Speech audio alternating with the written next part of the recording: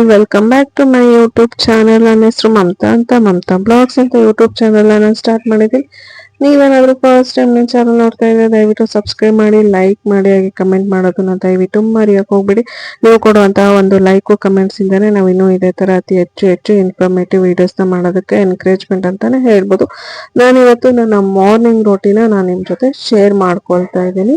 ಅದೇನಪ್ಪಾ ಅಂತಂದ್ರೆ ಬೆಳಿಗ್ಗೆ ನಾನು ಬ್ರೇಕ್ಫಾಸ್ಟ್ಗೆ ಚಪಾತಿ ಮತ್ತೆ ಕೋಸ್ ಪಲ್ಯನ ಮಾಡ್ತಾ ಇದ್ದೀನಿ. ಅದಾದ್ಮೇಲೆ ನಾನು ಸ್ವಲ್ಪ ಹೊರಗಡೆ ಹೋಗೋದಿತ್ತು. ಸೊ ಎಲ್ಲಿಗೆ ಹೋಗ್ತಾ ಇದ್ದೀನಿ, ಏನು ಇನ್ಫಾರ್ಮೇಶನ್ ಅಂತ ಹೇಳ್ಬಿಟ್ಟು ನಾನು ಈ ವಿಡಿಯೋದಲ್ಲೇ ಕೊನೆಯಲ್ಲಿ ನಾನು ನಿಮ್ಮ ಜೊತೆ ಅದನ್ನ ಶೇರ್ ಮಾಡ್ಕೊಳ್ತಾ ಇದ್ದೀನಿ. ಸೊ ನಾನು ಯಾವ ಥರಪ್ಪ ಅಂತಂದ್ರೆ ರೊಟ್ಟಿ ಆಗಲಿ ಚಪಾತಿ ಆಗಲಿ ಏನಾದರೂ ಮತ್ತೆ ಪಲ್ಯಗಳಾಗಲಿ ಏನೇ ಮಾಡ್ಬೇಕಂತ್ರು ನನಗೆ ಇಲ್ಲಿ ಹೆಲ್ಪರ್ ಅಂತ ಯಾರೂ ಇಲ್ಲ. ಸೊ ನನ್ನ ಕೆಲಸನ ನಾನೇ ಮಾಡ್ಕೋಬೇಕಾಗುತ್ತೆ. ಅದಕ್ಕೋಸ್ಕರ ನಾನು ಏನು ಮಾಡ್ತೀನಿ ಅಂತಂದರೆ ಸಪ್ರೇಟಾಗಿ ತರಕಾರಿ ಕಟ್ ಮಾಡಿ ಇಟ್ಕೊಳ್ಳೋದು, ಆಮೇಲೆ ಮಾಡೋದು, ಆ ಥರ ಏನು ಮಾಡೋಕ್ಕೆ ಹೋಗೋದಿಲ್ಲ. ಎಲ್ಲನೂ ಹಾಗೆ ಕಟ್ ಮಾಡ್ತಾನೆ ನಾನು ಫಸ್ಟ್ಗೆ ಪ್ಲಾನ್ ಮಾಡ್ಕೊಳ್ತೀನಿ ಪ್ರಾಪರ್ ಆಗಿ ಏನ್ ಮಾಡ್ಬೇಕು ಏನು ಅಂತ ಹೇಳ್ಬಿಟ್ಟು ಫಸ್ಟೇ ಪ್ಲಾನ್ ಮಾಡ್ಕೊಂಡು ಆ ನಂತರ ಅದಕ್ಕೆ ಯಾವ ತರ ಪ್ರಿಪ್ರೇಷನ್ ಬೇಕು, ಇನ್ ಕೇಸ್ ಏನಾದ್ರು ಮಿಕ್ಸಿ ಮಾಡ್ಕೋಬೇಕು, ಗ್ರೈಂಡ್ ಮಾಡ್ಕೋಬೇಕು ಆ ತರ ಇದ್ರೆ ಅದೆಲ್ಲಾನು ರೆಡಿ ಮಾಡಿಟ್ಕೊಂಡು ಆ ನಂತರ ನನ್ನ ಕೆಲಸಗಳನ್ನ ನಾನು ಸ್ಟಾರ್ಟ್ ಮಾಡ್ತೀನಿ ಅಂತಾನೆ ಹೇಳ್ಬೋದು. ಈ ತರ ತುಂಬಾ ಜನನು ಮಾಡ್ತಿರ್ತಾರೆ. ಸೊ ನಾನು ಈ ತರ ಎಲ್ಲ ಯಾವಾಗ ಕಲ್ತ್ಕೊಂಡೆ ಅಂದ್ರೆ ನಾನು ಕೆಲ್ಸಕ್ಕೆ ಹೋಗ್ತಾ ಇದ್ದೆ, ಬಟ್ ಇವಾಗ ಹೋಗ್ತಾ ಇಲ್ಲ. ಸೊ ಕೆಲ್ಸಕ್ಕೆ ಹೋಗ್ಬೇಕಾದ್ರೆ ಎಲ್ಲರದು ಯಾವ ತರ ಇರುತ್ತೆ ಟೈಮಿಂಗ್ಸ್, ಟೈಮ್ ಮ್ಯಾನೇಜ್ಮೆಂಟ್ ಎಲ್ಲ ಯಾವ ತರ ಇರುತ್ತೆ ಅಂತ ಹೋಗ್ತಿರೋರಿಗೆ ಗೊತ್ತಿರುತ್ತೆ. ಯಾಕಂತಂದ್ರೆ ಟೈಮ್ ತುಂಬಾನು ಇರೋದಿಲ್ಲ. ನಾವು ಅದನ್ನೇ ಕೆಲಸ ಮಾಡ್ಕೊಂಡು ಕುತ್ಕೊಳಕ್ ಆಗಲ್ಲ. ನಮಗೆ ಸಿಗೋ 1 hour 2 hours ಅಲ್ಲಿ ನಮ್ದೆಲ್ಲ ಕಂಪ್ಲೀಟ್ ಆಗಿ ಕೆಲಸನ ಮುಗಿಸ್ಕೊಂಡು ಹೋಗ್ಬೇಕಾಗಿರುತ್ತೆ.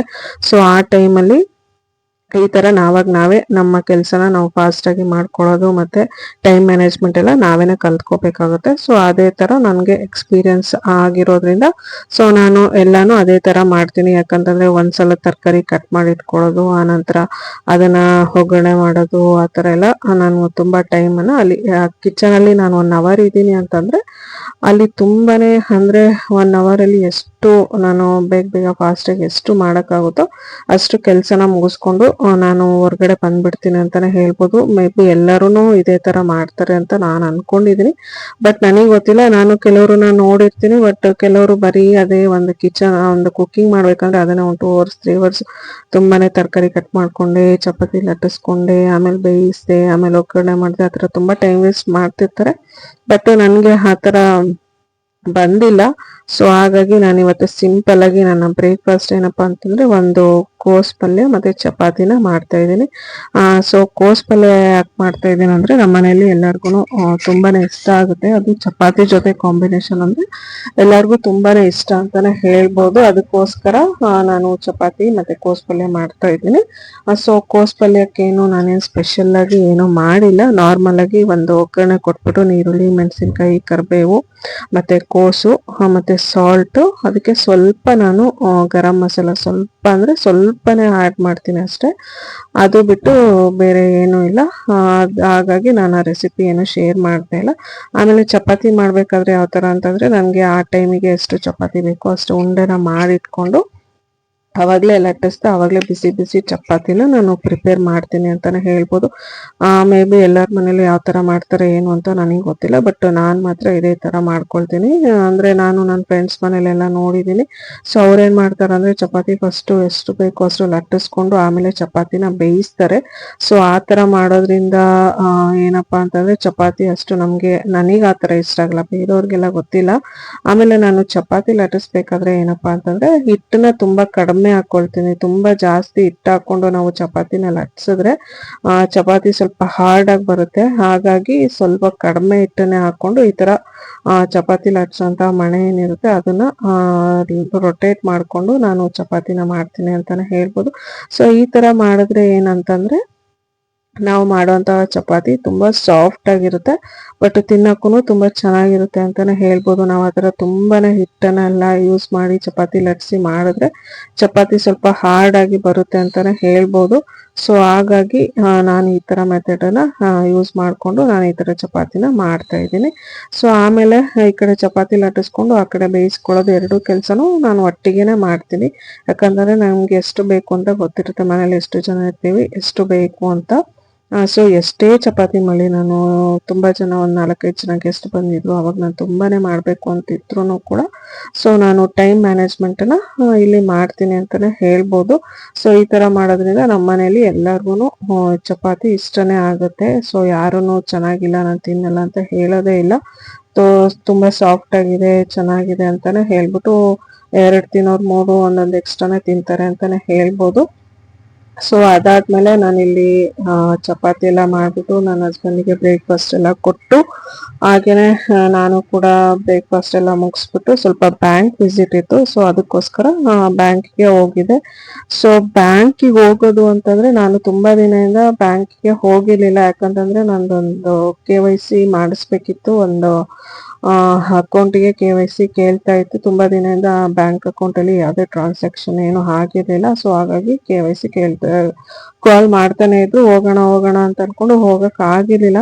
ಬಟ್ ಬ್ಯಾಂಕ್ ವಿಸಿಟ್ ಎಷ್ಟು ವರ್ಸ್ಟ್ ಆಗಿರುತ್ತೆ. ಬ್ಯಾಂಕಲ್ಲಿ ಒಂದು KYCಗೆ ಎಷ್ಟೆಲ್ಲ ಟೈಮ್ ತಗೊಳ್ತಾರೆ, ಎಷ್ಟೆಲ್ಲ ನಮ್ಗೆ ಅಲಿಸ್ತಾರೆ ಅಂತ ನನಗೆ ಎಕ್ಸ್ಪೀರಿಯನ್ಸ್ ಆಗಿದೆ. ಇದೇ ಫಸ್ಟ್ ಟೈಮು. ಇದಕ್ಕಿಂತ ಮುಂಚೆ ಅಂದ್ರೆ ಬ್ಯಾಂಕ್ಗಳಿಗೆ ಹೋಗೋದೇ ಕಡಿಮೆ. ಎಲ್ಲ ಗೂಗಲ್ ಪೇ ಫೋನ್ ಪೇ ಅದೆಲ್ಲ ಬಂದ್ಮೇಲಿಂದ ನಾವು ಬ್ಯಾಂಕ್ಗಳಿಗೆಲ್ಲ ಹೋಗೋದೆಲ್ಲ ತುಂಬಾನೇ ಕಡಿಮೆ ಆಗಿದೆ ಅಂತಾನೆ ಹೇಳ್ಬೋದು. ಹೇಳ್ಬೇಕಂತಂದ್ರೆ ನಾನು ಬ್ಯಾಂಕಿಗೆಲ್ಲ ನನ್ಗೆ ಈ ತರ ಕೆಲ್ಸಗಳಿಗೆಲ್ಲ ಮಾಡಕ್ ಹೋಗಿ ಅಲ್ಲ ಒಂದು 2-3 ಇಯರ್ಸ್ ಇಂದ ನಾನು ವಿಸಿಟೇ ಮಾಡಿಲ್ಲ. ಸೊ ಇದು ಒಂದು KYC ಒಂದು ಪೆಂಡಿಂಗ್ ಇದೆ ಅಂತ ಹೇಳ್ಬಿಟ್ಟು ಹೋದ್ರೆ ಬರೀ ಒಂದು KYC ಮಾಡ್ಕೊಡಕ್ಕೇನೆ ಈ ಬ್ಯಾಂಕ್ ಅವರು ಎಷ್ಟು ಟೈಮ್ ತಗೊಳ್ತಾರೆ ಅಂತಂದ್ರೆ ಒಂದು 3.5 hours ನಂದು ಟೈಮ್ ವೇಸ್ಟ್ ಆಯ್ತು ಅಂತಾನೆ ಹೇಳ್ಬೋದು. ಸೊ ಈ ಬ್ಯಾಂಕ್ ಅವರು ಈ ಕೆಲಸ ಇದೆಲ್ಲ ನೋಡ್ಬಿಟ್ರೆ ನಮ್ಮಿಂದನೇ ಬ್ಯಾಂಕು ನಡೀತಾ ಇರೋದು. ನಾವು FD ಮಾಡೋದಾಗ್ಲಿ ನಮ್ಮ ಟ್ರಾನ್ಸಾಕ್ಷನ್ ಇಂದಾನೆ ಬ್ಯಾಂಕಲ್ಲಿ ಇಷ್ಟೆಲ್ಲ ನಡೀತಾ ಇರುತ್ತೆ. ಬಟ್ ಆದ್ರೆ ಕಸ್ಟಮರ್ಸಿಗೆನೆ ಇವ್ರು ಇಷ್ಟು ವರ್ಸ್ಟ್ ಆಗಿ ಬಿಹೇವ್ ಮಾಡ್ತಾರೆ, ಇಷ್ಟು ಟೈಮ್ ತಗೊಳ್ತಾರೆ, ಒಂದು KYCಗೆ ಎಷ್ಟು ಟೈಮ್ ಎಲ್ಲ ತಗೊಳ್ತಾರೆ ಅಂತಂದ್ರೆ ನನ್ಗಂತೂ ತುಂಬಾನೇ ಬೇಜಾರಾಗೋಯ್ತು ಅಂತಾನೆ ಹೇಳ್ಬೋದು. ಬೇಜಾರ್ ಅನ್ನೋದಕ್ಕಿಂತ ಬ್ಯಾಂಕ್ ಅಲ್ಲಿ ವ್ಯವಹಾರಗಳನ್ನೇ ಮಾಡಬಾರ್ದು ಅನ್ನೋಷ್ಟು ಕೋಪನೆ ಬಂತು ಅಂತಾನೆ ಹೇಳ್ಬೋದು. ಸೊ ಆಮೇಲೆ ನಂದು ಅಕೌಂಟ್ ಟ್ರಾನ್ಸ್ಫರ್ ಬೇರೆ ಮಾಡಿಸ್ಕೋಬೇಕಿತ್ತು. ಅದಕ್ಕೆ ಬರೀ ಅವ್ರೇನ್ ಹೇಳಿದ್ರು ಫಸ್ಟ್ಗೆ ಓಕೆ ಟ್ರಾನ್ಸ್ಫರ್ ಮಾಡ್ಕೊಡ್ತೀವಿ ಅಂತ ಹೇಳ್ಬಿಟ್ಟು KYC ಮಾಡ್ಬಿಟ್ಟು ಆಮೇಲೆ ವೆಯ್ಟ್ ಮಾಡಿ ಆಮೇಲೆ ಮಾಡ್ಕೊಡ್ತೀವಿ ಇಲ್ಲಾಂದ್ರೆ ನಾಳೆ ಬನ್ನಿ ಅಂತ ಹೇಳಿದ್ರು. ನನ್ಗಂತೂ ತುಂಬಾನೇ ಕೋಪ ಬಂತು. ಬ್ಯಾಂಕಿಗೆ ಬಂದವರೆಲ್ಲರೂ ಕೂಡ ಇದೇ ತರ ಕಿರ್ಚಾಡ್ತಾ ಇದ್ರು. ನಾವು ನಮ್ ದುಡ್ಡನ್ನ ಇಲ್ಲಿ ಇಡ್ಬೇಕು ಅಂತಂದ್ರೆ ಎಷ್ಟು ಕಷ್ಟನ, ನಾವು ವೆಯ್ಟ್ ಮಾಡ್ಬೇಕಾ, ಟೋಕನ್ ತಗೋಬೇಕಾ, ಹಾಗೆ ಹೀಗೆ ಅಂತ ಜನಗಳೆಲ್ಲಾನು ತುಂಬಾನೇ ಕಿರ್ಚಾಡ್ತಾ ಇದ್ರು. ಕೋಪನೂ ಮಾಡ್ಕೊಳ್ತಾ ಇದ್ರು. ಬಟ್ ಬ್ಯಾಂಕ್ ಅವರೆಲ್ಲ ಯಾಕೆ ಈ ತರ ಮಾಡ್ತಾರೆ ಅಂತಾನೆ ಗೊತ್ತಿಲ್ಲ. ಇದೆಲ್ಲ ನೋಡ್ಬಿಟ್ರೆ ಎಲ್ಲ ಬ್ಯಾಂಕಲ್ಲಿರೋ ಅಕೌಂಟ್ಸ್ ಎಲ್ಲಾನು ಕ್ಲೋಸ್ ಮಾಡಿಸ್ಬಿಟ್ಟು ನಾವು ವ್ಯವಹಾರಗಳನ್ನ ಸ್ಟಾಪ್ ಮಾಡಿ ನೋಡ್ಬೇಕು. ಬ್ಯಾಂಕ್ ಅವರೆಲ್ಲ ಯಾವ ತರ ಮುಚ್ಕೊಂಡು ಹೋಗೋ ತರ ಮಾಡ್ಬೇಕು ಅನ್ನೋಷ್ಟು ಬೇಜಾರಾಗಿ ಹೋಗ್ಬಿಡುತ್ತೆ. ಒಂದು KYCಗೆ 3.5 hours ಟೈಮ್ ಆಯ್ತು ಅಂತಂದ್ರೆ ಇವ್ರ ಹತ್ರ ಹೋದ್ರೆ ಅವ್ರ ಹತ್ರ ಹೋಗಿ ಅಂತಾರೆ, ಅವ್ರ ಹತ್ರ ಹೋದ್ರೆ ಇವ್ರ ಹತ್ರ ಹೋಗಿ ಅಂತಾರೆ. ಕೆಲವು ನಾನು ಇನ್ಸ್ಟಾಗ್ರಾಮ್ ಅಲ್ಲಿ ವಿಡಿಯೋಸ್ ಎಲ್ಲ ನೋಡಿದೆ. ಪಾನಿಪುರಿ ಗೋಲ್ಗಪ್ಪ ಎಲ್ಲ ತಿನ್ನಕ್ ಹೋದ್ರೆ ಅಲ್ಲಿ ಹೋಗಿ ಇಲ್ಲಿ ಹೋಗಿ ಅಂತ ಬ್ಯಾಂಕ್ ಎಂಪ್ಲಾಯೀಸ್ ಅಂದ್ರೆ ಆತರ ಸತಾಯಿಸ್ತಿದ್ರಲ್ಲ. ಸೊ ಅದೇ ತರ ನನ್ಗಿಲ್ಲಿ ಬ್ಯಾಂಕ್ ಅಲ್ಲಿ ಆತರ ಬ್ಯಾಡ್ ಎಕ್ಸ್ಪೀರಿಯನ್ಸ್ ಆಯ್ತು ಅಂತಾನೆ ಹೇಳ್ಬೋದು. ಇನ್ ಮುಂದೆ ಯಾವತ್ತೂ ಬ್ಯಾಂಕಿಗೆ ಹೋಗ್ಲೇಬಾರ್ದು, ಇವ್ರ ಹತ್ರ ವ್ಯವಹಾರನೇ ಮಾಡ್ಬಾರ್ದು, ಇವ್ರ ಅಕೌಂಟ್ಸ್ ಎಲ್ಲಾನು ಕ್ಲೋಸ್ ಮಾಡಿಸ್ಕೊಂಡು ಸುಮ್ನೆ ಸ್ಟಾಪ್ ಮಾಡ್ಬಿಡ್ಬೇಕು ಅನ್ನೋಷ್ಟು ಬೇಜಾರಾಯ್ತು. ಸೊ ಬೇರೆ ಬ್ಯಾಂಕ್ಗಳಿಗೆಲ್ಲ ಹೋಗಿದ್ದೆ ನಾನು, ಬಟ್ ಅಲ್ಲಿ ಏನು ಈ ತರ ಆಗಿರ್ಲಿಲ್ಲ. ಆಕ್ಸಿಸ್ ಆಗ್ಲಿ ಬ್ಯಾಂಕ್ ಆಫ್ ಬರೋಡಾ ಅಲ್ಲಾಗ್ಲಿ ನಾವು ಹೋಗಿದ ತಕ್ಷಣ ಬೇಗನೆ ಕೆಲಸ ಆಗಿತ್ತು ನನ್ಗೆ ಒಂದ್ 2-3 ಹತ್ರ ಹೋದಾಗ. ಬಟ್ ಇವರು ಕೆನರಾ ಬ್ಯಾಂಕ್ ಅವ್ರಿಗೆ ಅದು ಏನಾಗಿದೆ ಏನೋ ಗೊತ್ತಿಲ್ಲ. ನನಗಂತೂ KYC ಮಾಡ್ಸಕ್ಕೇನೆ ತುಂಬಾನೇ ಬೇಜಾರಾಗೋಯ್ತು. ಇನ್ನು ಬೇರೆ ಏನಾದ್ರು ಕೆಲ್ಸಕ್ಕೆ ಹೋದ್ರೆ ಹೆಂಗಪ್ಪ, ನಾನು ಒಬ್ಳೇ ಅಲ್ಲ, ಅಲ್ಲಿ ನಿಂತಿರೋರು ಎಲ್ಲಾರು ಅಲ್ಲೇ ಜಗಳ ಮಾಡಕ್ಕೆ ಸ್ಟಾರ್ಟ್ ಮಾಡ್ಬಿಟ್ರು. ಸೊ ಅದನ್ನು ನಾನು ವಿಡಿಯೋ ಮಾಡಿದ್ದೆ, ಬಟ್ ಬೇಡ ಅಂತ ಹೇಳ್ಬಿಟ್ಟು ಡಿಲೀಟ್ ಮಾಡಿದೆ. ಪಾಪ ಅಜ್ಜಿ ಬಂದಿದ್ದಾರೆ, ಅವರು ಬೆಳಿಗ್ಗೆ 10 ಗಂಟೆಗೆ ಬಂದಿದ್ದಂತೆ. ಸೊ 1 ಗಂಟೆ ಕೆಲಸ ಮುಗಿಸಿ ಕಳಿಸ್ತಾ ಇದ್ದಾರೆ. ಅವರಿಗೆ ಅಷ್ಟು ವರ್ಸ್ಟ್ ಆಗಿ ಬಿಹೇವ್ ಮಾಡ್ತಾರೆ ಅಂತಾನೆ ಹೇಳ್ಬೋದು ಬ್ಯಾಂಕ್ಗಳಲ್ಲಿ. ಸೊ ನನ್ಗಂತೂ ಈ ತರ ಆಯ್ತು. ಬಟ್ ನಿಮ್ಮೆಲ್ಲರಿಗೂ ಹೆಂಗಾಗಿರುತ್ತೆ ಏನು ಅಂತ ನನಗೆ ಗೊತ್ತಿಲ್ಲ. ಮೇ ಬಿ ಎಲ್ಲರಿಗೂ ಈ ತರ ಎಕ್ಸ್ಪೀರಿಯನ್ಸ್ ಆಗಿರುತ್ತೆ.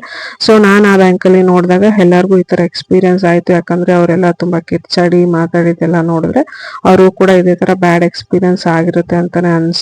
ಸೊ ನಾನು KYC ಮುಗಿಸ್ಕೊಂಡು ಅಲ್ಲೇ ಮಧ್ಯಾಹ್ನ ಲಂಚ್ ಅವರ್ ಆಯ್ತು. ಸೊ ಮನೆಗೆ ಬರ್ತಾ ಇದ್ದೀನಿ ಬಸ್ಸಿಗೆ ಹೋಗ್ಲಿಕ್ಕೆ.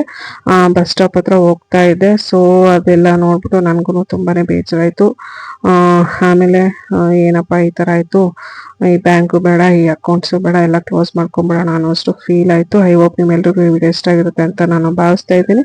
ದಯವಿಟ್ಟು ನನ್ನ ವಿಡಿಯೋನ ಲೈಕ್ ಮಾಡಿ, ಕಮೆಂಟ್ ಮಾಡಿ. ವಿಡಿಯೋ ಯಾವ ಥರ ಇತ್ತು, ನಿಮಗೂ ಈ ಥರ ಬ್ಯಾಂಕಲ್ಲಿ ಬ್ಯಾಡ್ ಎಕ್ಸ್ಪೀರಿಯನ್ಸ್ ಆಗಿದೆ ಅದನ್ನು ಕೂಡ ಕಮೆಂಟ್ ಸೆಕ್ಷನಲ್ಲಿ ತಿಳಿಸಿ ಅಂತ ನಾನು ನಿಮ್ಮ ಹತ್ರ ಕೇಳ್ಕೊಳ್ತಾ ಇದ್ದೀನಿ. Thanks for watching. See you in the next vlog. ಧನ್ಯವಾದಗಳು.